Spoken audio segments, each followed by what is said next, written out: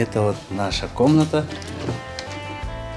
Здесь вот кровать своими руками сделал, чтобы сэкономить чуть-чуть, ну и качество другое.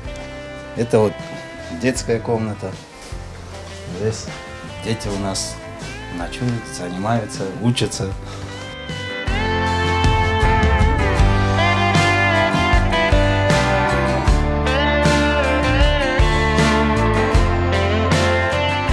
Наконец-то мы переехали в свой новый дом.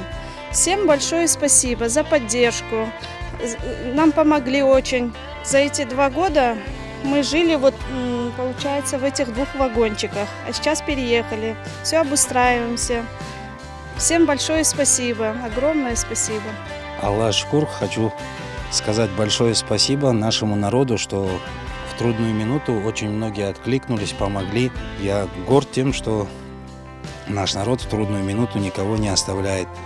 Ну, кто бы ни был и что бы ни было, пытаются кто как может друг другу помогать. Ну, я как бы хочу сказать огромные слова благодарности всем, кто принимал участие, вот, помогал нам в строительстве дома, в чем-то еще, вещи, ну, кто-то где-то вещи какие-то дал, предметы, там, посуду, мебель. Большое всем спасибо.